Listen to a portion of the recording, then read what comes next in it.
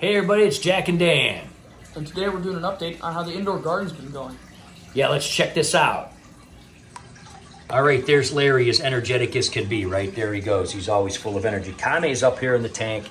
She does that in the middle of the day, usually right around noon like this, because she knows that's lunchtime and she wants me to put the food in. She likes to eat up in there, so we're probably going to do that. The sprouts obviously are doing very well. We've been sprouting we've been sprouting for years, but we started using the pond to do the sprouts because it's totally easy and it's right in my office, and we're saving hundreds of dollars by spending only pennies and eating these amazing sprouts full of antioxidants every day. The goldfish are obviously doing very well. They're getting bigger. Everything's doing awesome in here as far as the pond. We're going to be doing some updates on the pond here real soon. But the garden itself, not doing spectacular. One of the reasons is we kind of stopped watering it after having it for about 2 months now and kind of experimenting with it. And we kind of realized it's something we didn't really want to continue with, right? Yeah.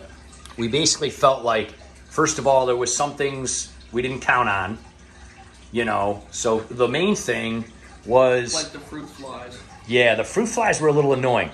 Having the actual soil in here as opposed to doing like aquaponics drew some fruit flies and stuff like that, and that was a little bit annoying. Now, we did put some little fruit fly poison traps up, and we've had fruit flies in our house before, and you put those up, and they usually die pretty easily. And my office is right over here, so I'm sitting here talking on the phone, and I'm like trying to grab fruit flies. They're so annoying because they're so tiny, and they're like in your face, and they're just like, and you can't see them, but you can like kind of see them out of the corner. It's like an eye floater, It's annoying. But anyway, so those were kind of annoying, and that was something we didn't really think about. And again, we didn't really want to just keep filling those poison things up. Then we were like, well, what if one of them fall and the dog eats it or something? And I know there's other ways to deal with fruit flies and stuff, but it was kind of annoying. The other thing that was kind of annoying in reference to the dogs, especially in Lacey's case, because she broke her back, she can't turn in small areas anymore. She likes to go, well, they both really like to, they put their paws up on here and they like to look at the pond, and especially over here, down here, the way we did this ledge. And when they would go down in here, they can't really turn around, right? No, not really. So Lacey would kind of go in here, and then she would have to like back up, or she would put her face in the dirt, and sometimes she would even like start messing with it and eating it or whatever. Yeah, we thought it would be enough room, but after watching them struggle with that for a while, that was a little annoying. And we want them to be able to enjoy it. We want them to enjoy it. We want to see them enjoying it. That's part of the fun. We've done a lot of videos. In fact, one of our most famous shorts we ever did, right, was George looking over the edge of the pond. It's got like 10,000 views or something. Just a cute little short we made, and we'll probably make more of those. They like to do that. They're curious about the fishes. Yeah. It's really neat. I mean, it's a fun thing for them to enjoy. That's why we did the walls the way we did and everything. But anyway, that's the other thing. The main thing, though, that really upset us that we didn't realize, even though, now this is high noon, guys, and you can see this room without these lights is actually relatively dark. Even though it's noon and we have all these windows and doors, the sun doesn't directly come in, especially during the summer because the sun is so high. So you can see here, even though we haven't watered this in a while, the only ones that really did well were the ones right in front of the door here because they get light in the morning. It also came over here a little bit, but the bench was kind of in the way. And then some of these over here, some of the asparagus and things got hit just in the corner here. And we did add extra lights, but, it just wasn't enough really UV light. We didn't want to start investing and putting all these, grow lights and things like that. We just didn't want it to get that technical. We were hoping that it would simply just work, and it just wasn't enough light. I did water them off the pond, and actually a lot of them stayed alive. I think the peppers over here, even though I haven't watered them in a long time, you can see they actually stayed alive. They just didn't grow any.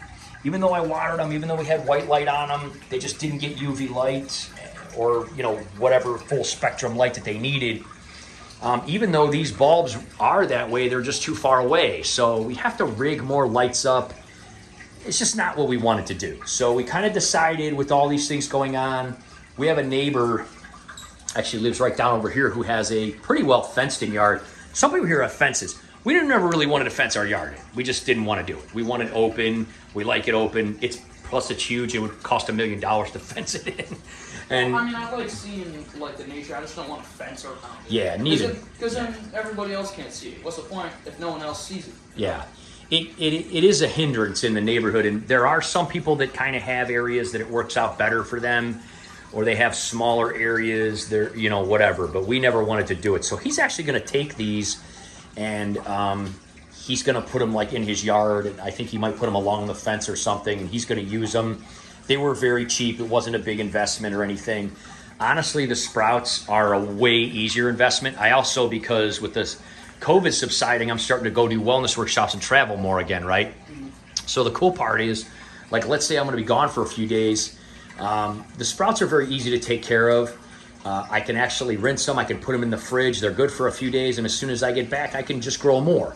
If one of them goes bad, like let's say I forget to rinse one and it goes bad, I can throw that in the compost and start a new one, and it's 2 cents. If one of these things goes bad, it's kind of a lot. We got to start over from scratch again or something. So it's just, the sprouts are so much easier. They're way cheaper. And the cool part is they're incredibly full of antioxidants. Way more than anything we could really ever grow, you know, in here. So it was a valiant attempt, and I think it's a good idea. There's just not, I think the pond is, we wanted it to be big, but the problem with it being big is it takes up a lot of room and doesn't leave a lot of room for a lot of this other stuff. So we're actually going to go ahead and we're going to take this stuff out of here. We're going to clean it up a little bit. We're going to kind of show you what it looked like previously. We are going to leave these lights here because we are going to be doing a little bit more videoing and videos. We're going to do some underwater feeding because there are pellets that these guys like, and Larry loves to eat the pellets, don't you, Larry? He loves the attention. Look, he can't stand that we're here filming. He's like, pick me up, pick me up. He loves to be picked up. He loves to be hand-fed. We just did a video on that not long ago. We do have some new guys, so we're going to be doing some underwater feedings. We're going to be doing a video on the new guys that we got. We got some koi, and inevitably we're probably going to trade some of these smaller guys in and get some more koi. And you specifically handpicked one koi that was really cool, so I can't wait to share that one. I'm not sure if it's female yet or male. I'm not sure, but you guys would be able to tell. Maybe when it's older too. So we'll be doing some more follow-ups on this. We're actually going to shoot a whole string of videos this weekend and then just kind of release them as they go. But let's just tear this all down and we'll show you guys what it looks like, and then we're going to do a bunch of those other videos that'll be coming up in the next few days. All right, so that looks a lot better, dude, huh? Yeah. Got everything all opened up here again. We really kind of dig it. Again, we love to sprout. If you guys have never sprouted, it's like the most inexpensive way to grow vegetables, and their antioxidants are so much higher than like their adult counterpart. Yeah, and you just pour some seeds in there and you wet them and they grow. Yeah, it's so easy. And they're in a jar, so they don't really get dirty or anything. They're just in the jar. Yeah. It's cool. And we put them down in the pond and we soak them for an hour or so, once a day, twice a day, rinse them. It's so cheap. So we're going to stick to doing this because it's a lot easier and it's a better bang for our buck and a lot less time. Again, we had a lot of things mess up around here this summer with the storms. We also had a furnace totally go out. We had to deal with that, fix it. Just a lot of other things go on, and a lot of things going on with Pamela's job, moving offices, and things with my job, and just like it's a lot easier to just deal with the sprouts than to try this garden. If it was bigger and we had like a bigger yield, it might be worth the trouble, but it isn't what we thought it would be. We gave it a shot though, so nice try, buddy. But here's what we're gonna do. We're gonna end this video now. We're gonna do another video where we put some food up here in these guys, and we'll release that one next, and we're gonna show you the new koi and everything that we got, because they're super cool, aren't they, man? Yeah, they're cool. So stay tuned, make sure to subscribe and hit that bell so you get that notification, and we'll see you in the next one. Bye-bye.